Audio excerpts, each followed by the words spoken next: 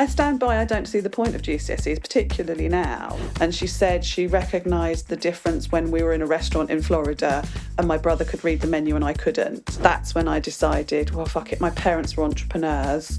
I'm going to set up my own jewellery range. We've been taught that anxiety is terrible and that panic attacks are awful, but they're not. They're your body trying to tell you something and help you. This is what children should be learning. Hello and welcome to Finally Fabulous with me, Kate. Finally Fabulous is a podcast that shines a light on some incredible women as they embrace what we like to call their fuck it moment to bring the joy back into their lives. Today I'm joined by Shelly. Shelly and I have known each other for just a few months and I already think she's fab. And as a bestie of my also fab sister Bella, I'm not surprised. Shelly is one of those people who arrives in the room and you know you're in for a good time, whether that's to have a blast and a giggle or a wraparound hug. Shelly's soul is packed full of creativity, inspiration and sunshine with a healthy dose of getting stuff done. A life story of fuck it moments, this episode has it all.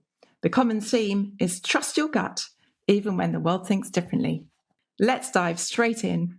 Hi Shelly, welcome to the podcast. Hello, how are you? I'm very well, thank you. Thank you so much for joining us. It's a privilege for us to have you here today. Oh, thanks for having me. That was a lovely intro. Thank you. No, you're very welcome. Everything's true, of course.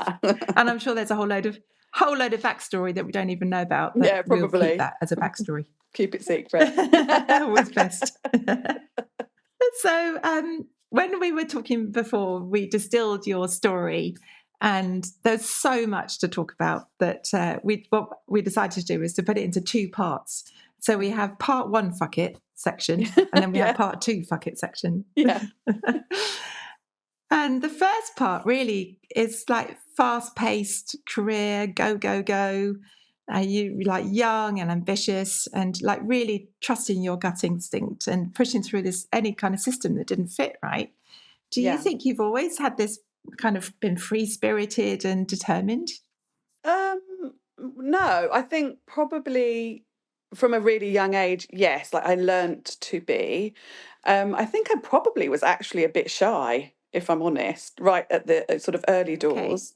Okay. But then obviously going through junior school and then coming out and realising that I was really dyslexic, you kind of had to find those moments. You just had to push through and find other ways to do things. So that has become completely habitual for me. And I think I've only just realised that now that isn't like normal for everybody because I couldn't read. I literally tried. And I've got one of my daughters just can't read and she really tries hard every day and it just didn't land. It landed, but really late. And that affected everything. So I think you just have to find workarounds. So yeah, I just think it was a learnt behaviour, but from an early age. Yeah, I'm sorry to hear that. So were you diagnosed with dyslexia at an early age at school? Well, dyslexia wasn't recognised as a thing in Kent, which is where we lived. And my mum actually had it recognised at Parliament. So she went into mum sort it out mode. So she had it recognised by the time I was aged 11, because I've got a brother that's 2 years younger than me. And she said she recognised the difference when we were in a restaurant in Florida and my brother could read the menu and I couldn't. And so then that's when she sort of went into action. And then they put the Dyslexia Institute at my school because of my mum. So there was some help. It wasn't brilliant, if I'm honest, but it was a start. I hated school. I hated every moment, really. It wasn't good for me. But, got through it. So these the sort of struggles and everything that you had at school, I mean, led to something quite crescendo, didn't it? When you talked to us before about the fact that you had a nervous breakdown. With the pressure of GCSEs and everything. Yeah. Yeah, I did. And I remember vividly my mum, so I went to school in Sevenoaks and there was like some woods and my mum sort of walking me through the woods and saying, look, if I didn't know better, Shelley, I mean, she was asking me, but if I didn't know better, I would say you were on drugs because you're being so odd. And I really wasn't. I mean, I was a really like well-behaved sort of child and what have you. But yeah, I just was so overwhelmed. Everything else was going sort of well-ish, but the pressure of not being able to do it and letting people down and knowing I didn't get it, like I just didn't. I couldn't do the homework because I couldn't read the homework, and nobody was reading it to us. That there wasn't any Audible or Yeah. anything. It was just muddled up No symbols on a scribes. page for me. Yeah, so it was, and I was That was so also tough. really bright. Like I was really headstrong and wanted to get ahead and learn. And my parents were entrepreneurs, so I'd seen them achieve. So I think it probably was just loads of pressure. I just didn't realise at the time. So yeah, it was a horrible time. A horrible time. I'm sorry to hear that. But the good, the kind of fortunate thing was that it led to your very first, very young fuck it moment when you were just 15. Yeah. And you really used creativity as your outlet, didn't you? Which was your shining glory. I think I didn't, now again, looking back, I didn't sleep well. So the ADHD wasn't really a thing, but I wasn't sleeping. So I would stay up all night making things. And I think my mum didn't think I was going to get into any colleges because I wasn't going to get any results. So she sent me off to an adult education course to make jewellery, and I loved it. And so I'd stay up all night. Okay. And in the end, it was annoying them so much that I was up all night. They bought me a caravan, and I had like a whole studio thing, and I'd just go out there and work all night in this caravan making Oh, stuff. I see. That's Yeah, brilliant. it was just like it was an art studio that could be What a good wheeled behind the idea. garage. Yeah, such a good idea. And I loved it, and I decorated it, and I reupholstered it. It was brilliant, this caravan. And that's when so that's quite young. I snuck off to London with my creations. Mm-hmm. I still got the little bag. I still keep my jewelry stuff in this same little suitcase. Oh, sweet. And I took it up to Hyper, which was in Kensington. It was a big, it was like, but not a market. It was where young designers would have like little concessions, and I just walked around with my Mm-hmm. jewelry and asked if anybody would wanted it, and they took it on what I now know as sale or return. So a company did take it, and they sold my creations, and they ended up in Okay. magazines, but I couldn't be credited because I Oh was my like gosh. 14. But yeah, I made these incredible Oh. mad necklaces. So that was my first, I think, I don't know if it was a fuck it moment. It First was just creation. like, well, I've got all this pile of stuff. I Oh, might as well put it somewhere. takes a brave young soul to go and do something like that. And whilst you weren't probably thinking about it as a fuck it moment, it's like, this is something, why not? This Yeah. is the start of your why not journey. And then you ended up in art college. Yeah, I went to CIAD, which was Kent Institute of Art and Design. And my mum took me, she drove me there, and I was meant to be, I think you were meant to be 18 or 17 to start, but I wasn't, I was 15. When I went for the interview. And so mum just said, don't mention your age. And so I didn't. Oh, And they offered me a place there and then. And I hadn't done my GCSEs yet because I was having this nervous breakdown. I remember my outfit, I'd gone and bought a really cool outfit and went for this interview. And I'd worked so hard, like I had so much. They were just like, it's fine. You've got, I think they just wanted me to stop. We will give you a place. And I was like, but do I have to get my English and my maths? And do I need to? And they were like, no, you've got a place here, oh, next year hurrah. you're in. So that took all the pressure off. So the nervous breakdown sort of mended Yeah. itself. And do you think the nervous breakdown kind of went away, dissipated because you didn't feel that pressure anymore and you actually had somebody believing in you? I stand by, I don't see the point of GCSEs, particularly now. Like, but for Mm. me, it was like it's the first testing, and I'd been literally masking the whole of my young adult life, and then I was going to get caught out, and everyone was going to realise. I Mm. mean, they realised, but I didn't know they realised that I couldn't do it. But then once that was taken away, and I got to go and do this amazing thing, I could go and make jewellery every day. Like, that's all I have to do, was Incredible. just like extraordinary. And it was extraordinary. It was just the Mm. best experience. And I'm still really good friends with, there's like a whole group of us, and we meet, regularly from those days. We're all really good That's mates. so good. So you did fantastically well at art college. You became their star student, no less, of course, which now I know you so well, I'm not surprised. And, you had, you started backing yourself and you could see where your journey was going. And this obviously led into your, that another job that with Stephen Webster Jewelry Yeah. at Harrods, which became the next thing. So that was a very interesting time to be at Harrods in the 90s. Yeah. And Stephen Webster, as a company was small then. I mean, it's a massive thing now, and he was already famous, but he was becoming a thing. And so it was exciting to get that job. I was picked. So college had found out I was underage, but I'd won all these awards, so they let me stay, which was great. And then but I got told off, but it was generally like just a really beautiful experience. It was really innocent. We all thought we were grown up. We weren't. The teachers were looking after us really well, like lovely people. And then they put me and another girl forward. This Stephen had gone to our college and done jewellery, and he was the success story. And he'd phoned up and said, look, I've got this thing happening. Like, we've had some investment. I need someone great to come and, I'd like to interview some people. Have you got anyone? So they put me and this girl, Dawn, forward. And I got the job. And I was so excited because, imagine leaving college and going straight into this role in Knightsbridge and in Oxford Street. And he was married to Asia. He's still married to Asia. And she was the same age as me, but this like Russian Wow. powerhouse. She was like, I learned so much from her, Wow. terrifying. I was terrified of her, but I learned how to sell and how to close a sale, things I didn't know happened, like, what do you mean close a sale? You either Yeah. buy something or you don't. And she was like, Yeah. no, you guide them and you complete it. And so she taught me loads in the short time I was there. But yeah, Harrods wasn't a nice environment.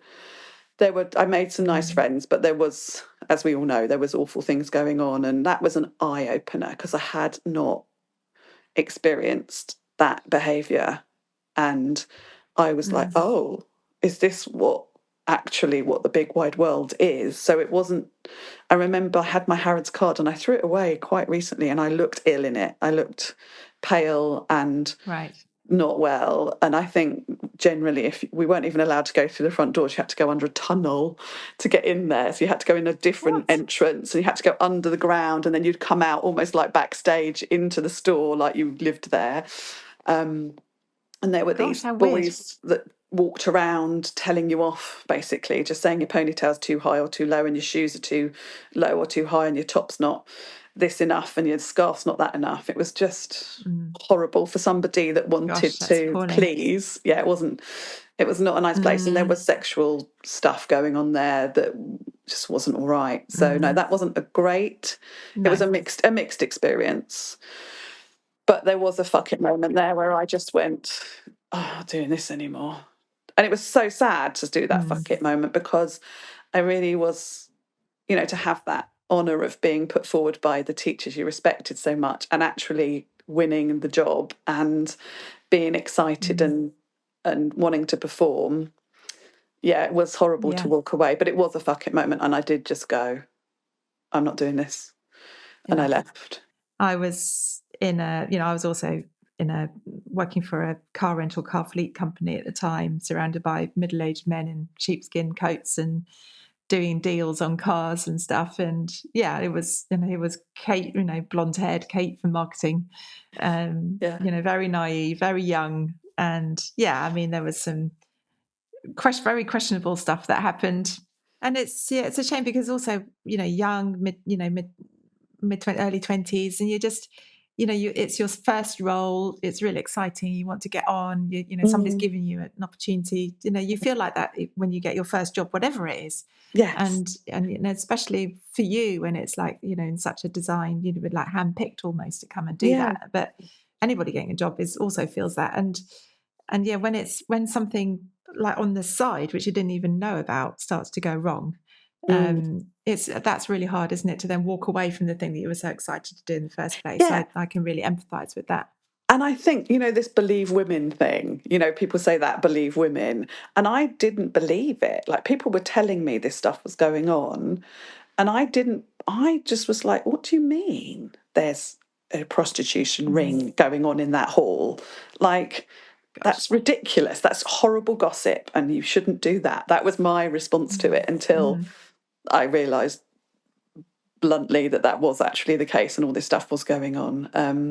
But yeah, I didn't. It was Horrible. a horrible wake up from my innocence, I think, but it did wake me up. Well, I'm very Yeah, glad that you made that fuck it moment, and you were really brave. It was a yeah, lot at such a young age to take on, and and you left and you made the decision and you got it and you went out, which is great. Yeah, and I did. And it was difficult because I couldn't just go and get a job as a secretary. Do you know what I mean? Like it was like, what do I do now? Yeah. So that's when I decided, well, fuck it. My parents were entrepreneurs. I'm going to set up my own jewellery range. So then I left to do the jewellery thing, and I didn't do the jewellery thing. I got a job as I went into like, do you remember those agencies that were in High Street that I can't remember what they were called? They were like red signs, and I just You mean walked like, in. It was like an office angels that you'd call it now, but I can't remember. There was one that yes, was everywhere. And I just walked in and said, I've left my job and I need to do something. And they said, well, we've give us got, a job. yeah. And they were like, we've got reception. I was like, can't really do that. They were like, I said, I can talk on the phone. They were like, yeah, but you've just got to like send messages. I was like, I can't really do that. And they were like, oh, well, you can do shorthand. And I was like, yeah, I can't do that. And then I just was like, no, no, no. And they were like, yeah, there's nothing for you here. So I left despondent and got a job in a little coffee shop. Literally 2 minutes later, I walked in and said, have you got any jobs? And they were like, yeah, we need someone on a Saturday and a Wednesday. I was like, oh, I'll do it. Do you know, that's just the same as me. So quite Oh, interesting is it? because my mum came into my bedroom. I must have been 19 or something. And she said, get out of that bed and go and get a job. And I was like, right, okay, I'm off. And I walked around our town and I came back with 5 jobs and they're Yeah, all like temp jobs, yeah. similar Which, thing. did you do And all of them or did you just and choose one the of best them one? I did I did a couple and then I chose one of them, which was temping for 2 weeks in the facilities team of a big technology company that was just Cool. local. And I Yeah. ended up being there 2 years and 2 years. And because I did that, it then led me on to my first job. And then within that first job, I did marketing as well. And I got to know the printer, and the printer then recommended me on to someone else in another company. So that's how it went along. So I lived in Rochester, where I went to art college, and it was pretty rough, to be honest. Mm. And you had to go and stand in this queue with all these like drunk people smoking fags, like in this queue. And I'd be like in a suit because I was taught if you were doing something to like dress up for it. So I'd be standing there like in this suit. I think I Yes. signed on twice. And that's when I went and got my first job because I was Mm. like, I can't do this. This is awful. Can't do that But yeah, again. yeah. So There's that's when good I went incentive. went and looked for this role that didn't exist. But I did get a phone call from that place, that not Office Angels place, and they said we've had this girl come in, and it was almost like serendipitous. She'd come from up north and had a job doing marketing for gyms. And that's how that started. So I Mm. ended up just helping her, and I was really good at sales because Asia had told me how to close a sale. So I Oh, was selling yes. all these gym memberships, and she was like, Terrifying, Asia. yeah, so scary, still scary. And she said, "You're brilliant at this." And she basically kicked back and let me do all the work and said, "Come with me." And I just went on this little sales consultancy, membership sales consultancy, we called ourselves, and went Brilliant. off around the country selling gym or any kind of memberships to people. And it was loads of money as well in comparison, like because you got paid per sale. Right. So yeah, so that was a moment. But something completely different from your like jewelry design. And then, Yeah, like completely got whisked away to a different world. But I could do it. Like I could fill in the forms and I could mm, talk to people and convince them it was a great idea to join this grotty gym under a Lidl in Maidstone. Um, one extreme to the other. And also that's something that you felt you can do. Like you say, I can do it. I'm doing yeah, it well. I can be successful at yeah, it. So it was ticking all those boxes. And yeah, then you're kind of building onto your next fuck it moment, which was around fuck it, I'll just open my own stuff spa. yeah. So then I just was like, well, why am I doing this for everybody else? Like I'm the one making them all this Mm, money, so I'll just do it for myself. So I did, and I was just brilliant. like, what's the worst that can happen? I'll go and work it out. I Mm. didn't know how to get money or investment. I didn't know how to buy a building or whatever, but I just sort of like trucked along. I just met with a finance guy and he was like, yeah, we can get you this money if you get this deposit together. And then there was a place, some flats being converted in a big building in Tunbridge Wells, and they had like a space for a spa, and they'd sold these luxury flats for like huge amounts of money and said there was going to be this spa there. And then they'd gone into liquidation. So the spa never arrived. So they'd sold me this building quite cheap. I just somehow Right. negotiated this incredible Perfect deal. timing. Yeah, scooped it. It just felt like there's lots of good timing things that have, lots of stuff that was meant to be, I Yeah. think. But that business became Royal Day Spa, and that was, Serendipity. yeah, exactly.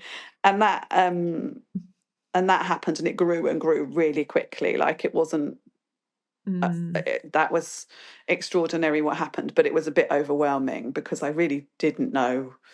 I hadn't done this before. I'd set up other people's memberships and made their staff a bit better and Yeah. made it look prettier, but this had got like big acclaim and won like awards. And what I love about this story as well is the what's the worst that can happen kind of trait, which is also a bit of a theme from through Yeah. your story.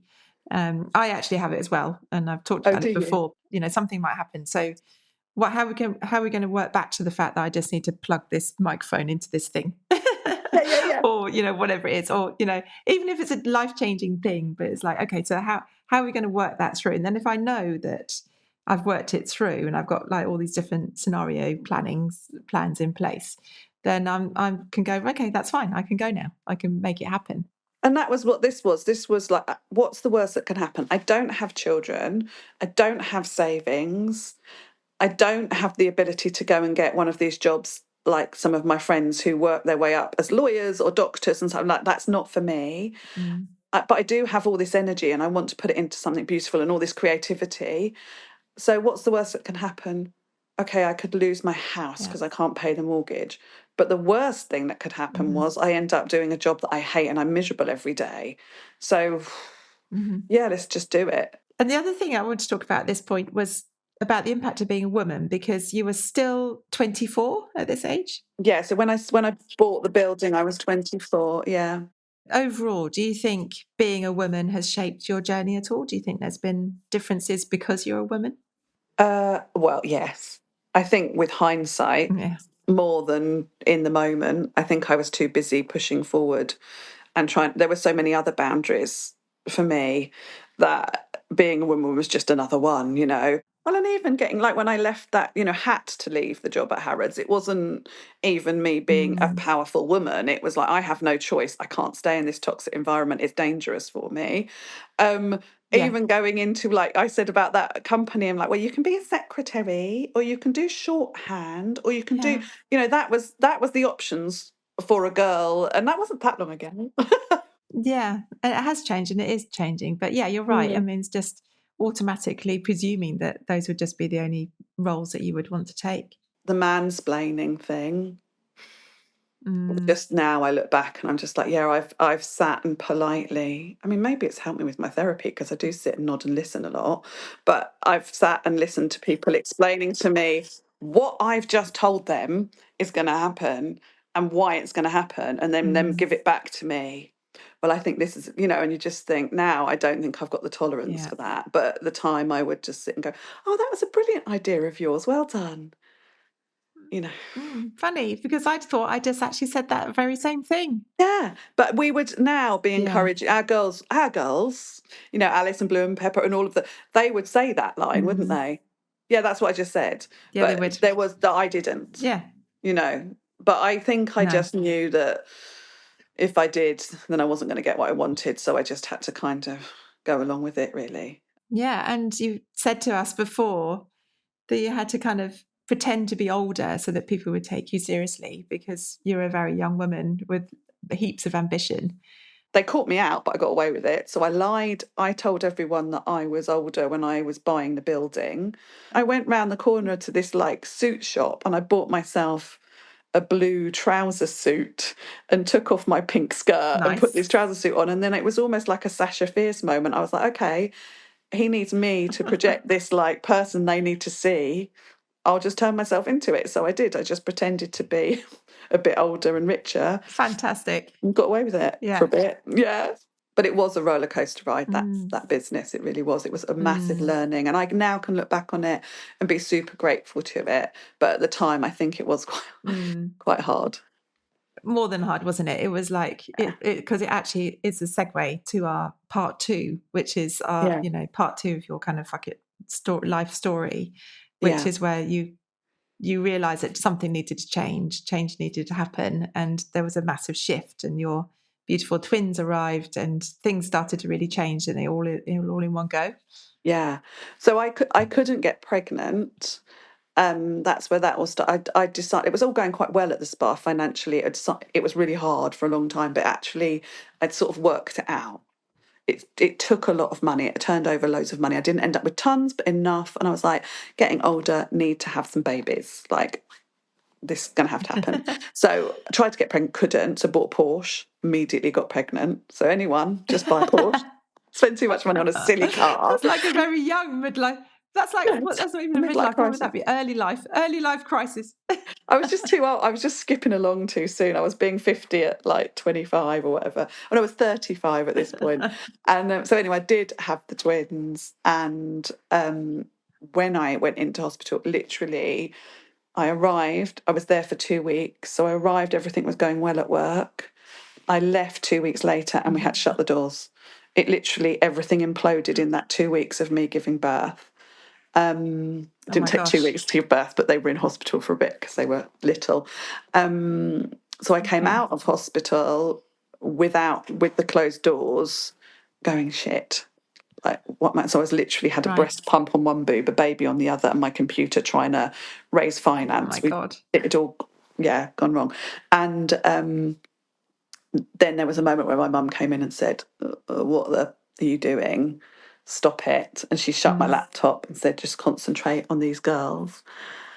And so we had to wind Oh. it. We had to wind it all up. It's really stressful, like hormones, Oh babies, gosh. I like can't. Yeah. Horrible. So much at the same time. So this was 15 years ago, and it's really high anxiety, as you say. You have health difficulties after the birth. mm, Something close with the business, for financial crisis. Like, it's all a major deal, and thank goodness to your mum to encourage you to stop working, give you that mm, permission to stop. Actually, and we quite often yeah. need someone on the I outside was. just to go, do you know what? It's okay just to not do that anymore. And I wouldn't. I don't think I would have stopped. Yeah, you would have just tried and tried and tried. Well, the responsibility of staff was my thing. It was just having, like, we had 50 staff by the Mm, end of it.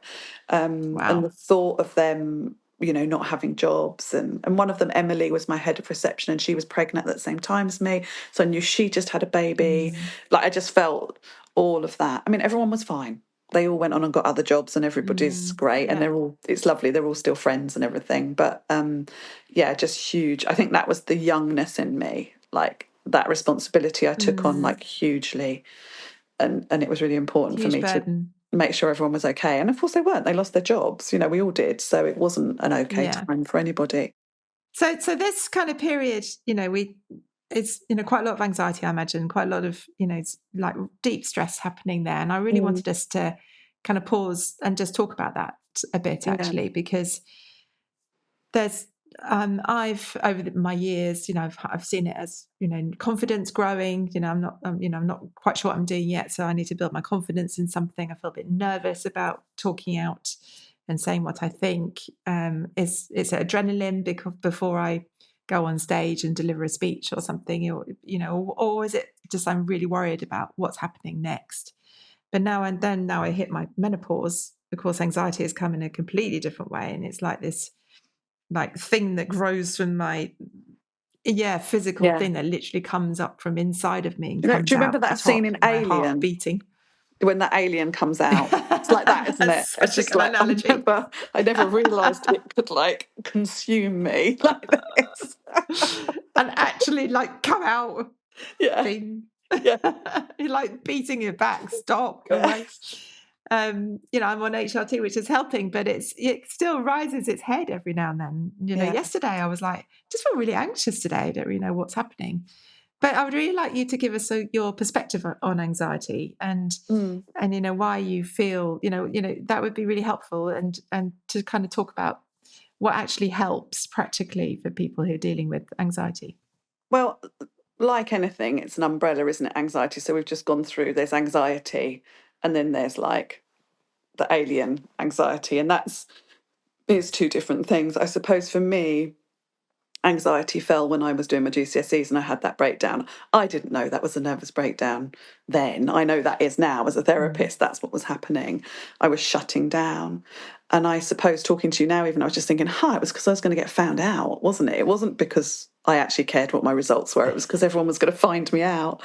But yeah, there's loads of practical things that you can do. What anxiety, whether it be the alien version or the milder, oh no, I'm anxious because I've lost my keys version, it is the same response. We, instead of running away from it and burying it and going, I'll be better, I can do this, we need to give it some time, and we need to look at it, and we need to accept it and comfort it. So if, when I'm working with children, but I do this a lot with adults as well, we give it a character.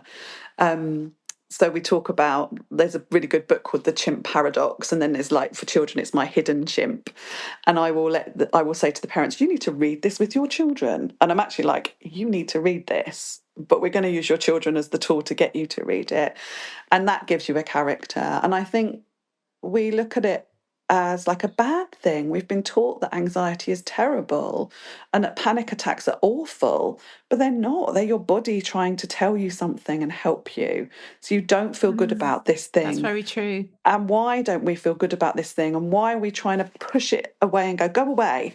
It's actually just stop and look at it. And meditation's amazing, breath work's amazing, eye movements are amazing. There's so many tools. I call it the toolbox. So I train other therapists and I literally say, this is your toolbox. What works for one might not work for the other, but we combine everything together so that something works. And you can get through it. It feels like sometimes that you're really at the end of your tether. You know, I've had people at Beachy Head, you know, that are really like, I'm not okay. This isn't ever gonna be better. And now they're, you know, we've worked through it and it's months and they're living their best lives. And like, I can't believe I ever felt like that. So Really? So you've literally saved people's lives as well from I doing that? think they've saved their lives. They've done it because they've, Yes, you know, sorry. it's Yeah, it's it's the right them. thing to They're say. coming to get the tools because you know, humans don't actually want to kill themselves usually. You know, it just is like an absolute end of tether moment where they're just feeling so much of something, and it is unraveling what that is, and then allowing us to look at it, to meet it where it is, to take the shame out of it. Shame is a huge part of anxiety, and it's a huge part. You know, we were talking about being a woman and all of that. It is worse for women. It's also there for men as well. But we have been shamed. We don't even know. I think women are waking up now. I'm surprised at some of the women I see and hear that are waking up to, I've put up with this all my life and I'm just not going to anymore, you know, and they're like Yeah. 75 and you just think, gosh, that's Oh, amazing. So wow. I don't know what's Brilliant. lifted, but something's Yeah. lifted very recently. Something's changed. Yeah, yeah, Yeah. it really And that's has. good to hear, actually. That's good to Yeah, hear that you think there's things out, you know, happening in our world which are encouraging women especially, but as you say, men as well, to just go, that's enough. You know, yeah, I need to think about, I need to recalibrate or, you yeah. know, think about myself in a different way. And I think instead of doing these stupid GCSEs that we talk about, we should be teaching this at school. Like, this is what children should be learning, is about themselves, about their emotions, understanding what is going on in their little bodies. Your body and your emotions are connected. It's not woo-woo, it's science fact. Like, things happen if you're in your body if you're feeling something, and you can make yourself really ill. Like, that's what a nervous Yeah. breakdown is. And, you know, that's what growths are in your body. That's what stuff in women's stomachs and their lower part of their body. It's all about early childhood. It's all about, you know, if you go really weird with it, you can go to previous, you know, being in the womb and whatever went on before that as well. So you can go weird, but you don't have to. You can just go science and go, look, actually, your ovaries are doing that Yeah. because you don't feel safe as a woman because you were sexually abused.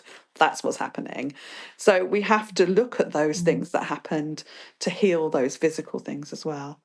But yeah, there's tons of That's stuff. so But interesting. I think if I was giving like a wise bit of advice, it would be giving yourself permission to stop and breathe and be brave and look at the thing.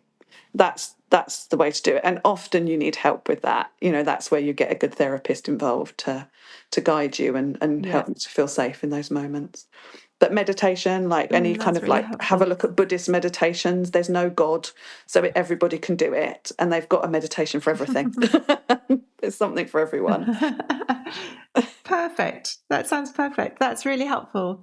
And I think it's really wise advice as well, because if we can work on ourselves and put ourselves centre stage for a moment and just look after ourselves, then we'll be in a much better place. It's the only way to make change, because the only bit of control we Mm. really have is over our own little, I call it this our vehicle, our body, and if we're talking like body and soul or energy, that this is the gift, the body's the gift and the mind is there.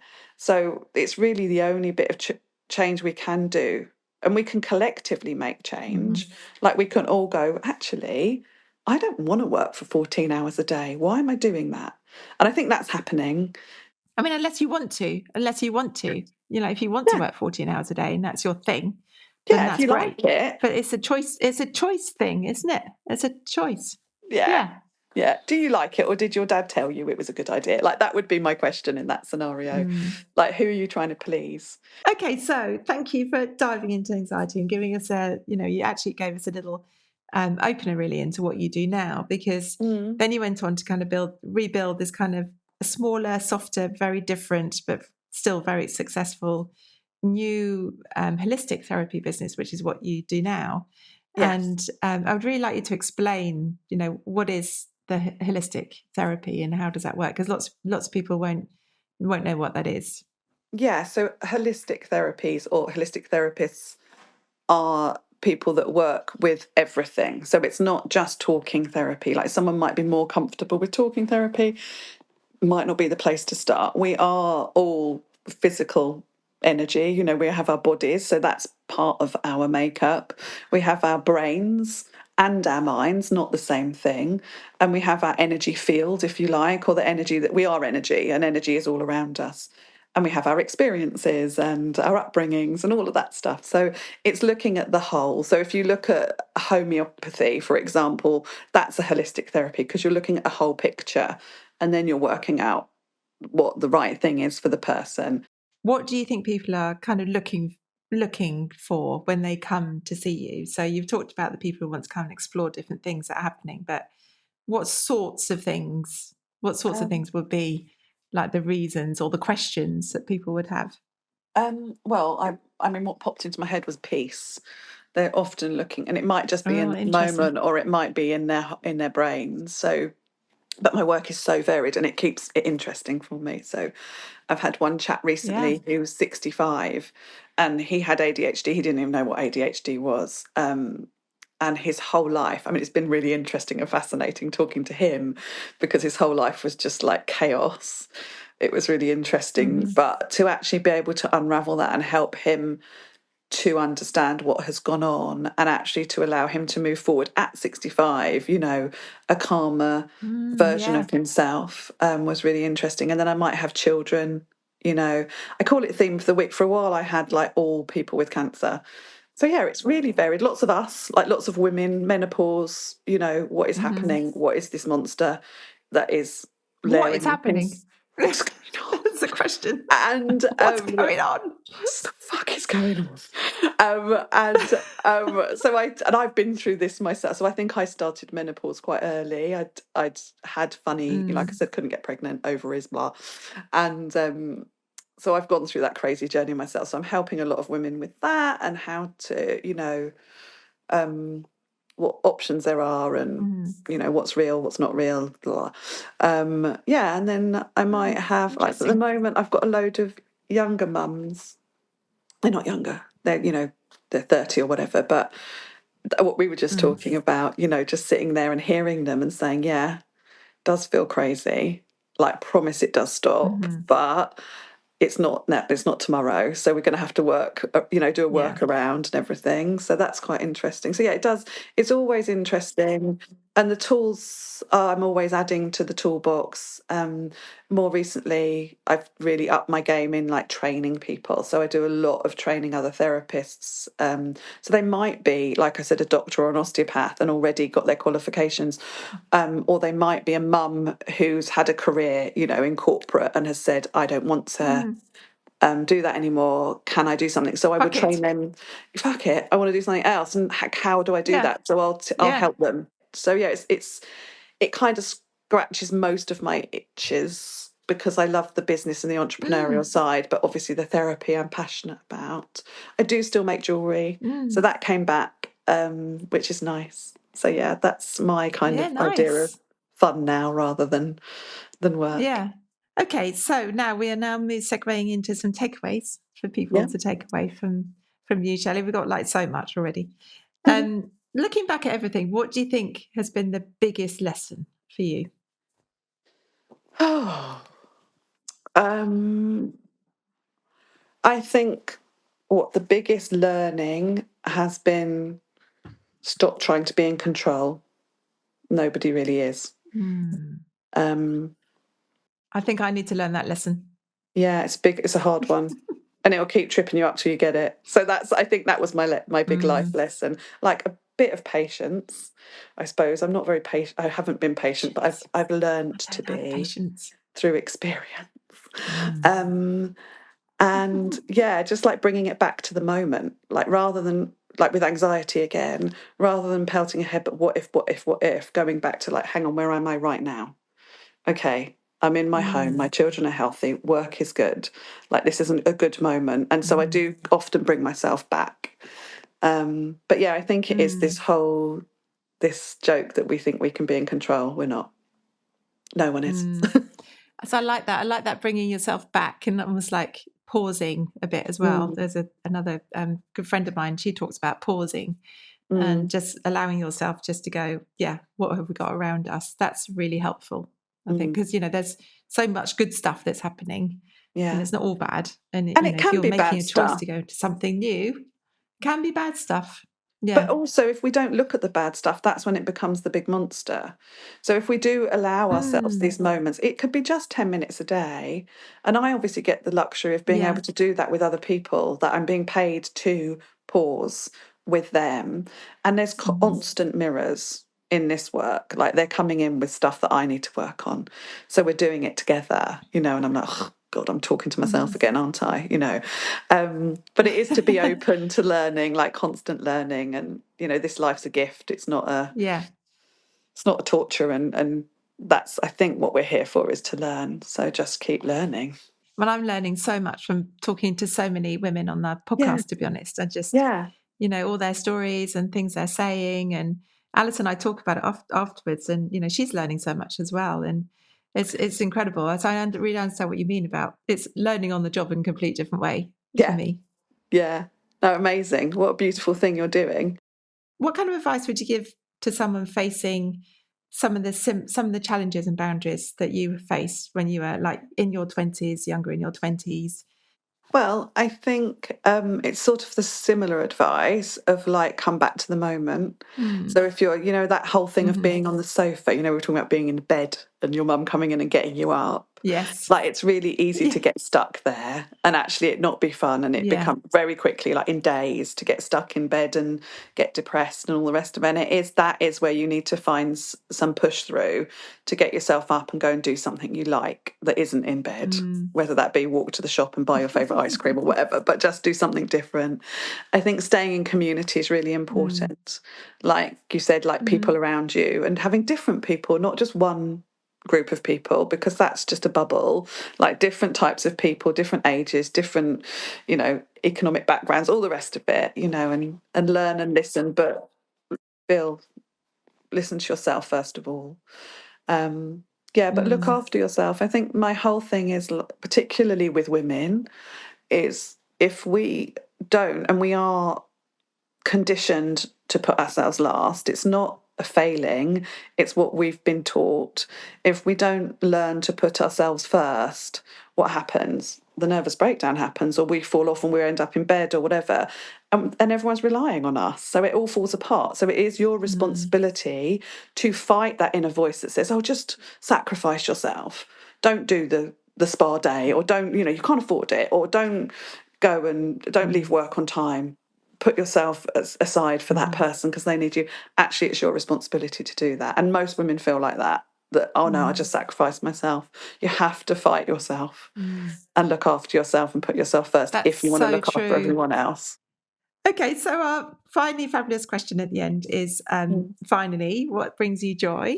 What other things that bring you joy now?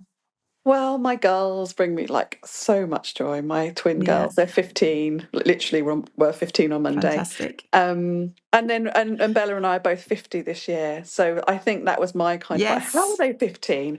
How am I 50? How am I not still 24 and Yeah. like all full of beans and doing Yeah. that thing, So yeah, I think that was part of the crying. But yeah, they give me a lot of joy. They're beautiful girls and we have an amazing time. And slowing down gives me Oh. joy. Hmm.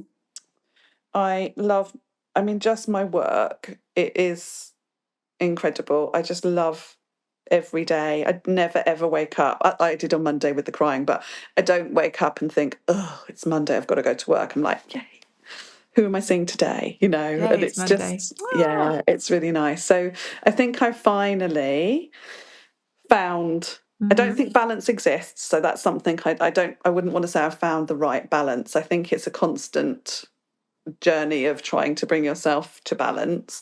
But I think I found a place where Hmm. I really, really love being with my clients, with my family. Well, that is the perfect way for me to say, well, for us, Shelley, Yeah. we just certainly think that you are finally fabulous. Thank you. It took 50 years. You could not have teed that up better for me. It's been just wonderful to talk to you and laugh and share stories and, Likewise. just hear your stories and everything that you've been through. What an experience already. And, Mm. you're only 50. You've got a whole another load of stuff to come as well. So Only thank you 50. so much for being on here today. Thank you. Thank you so much for having me. I've loved it.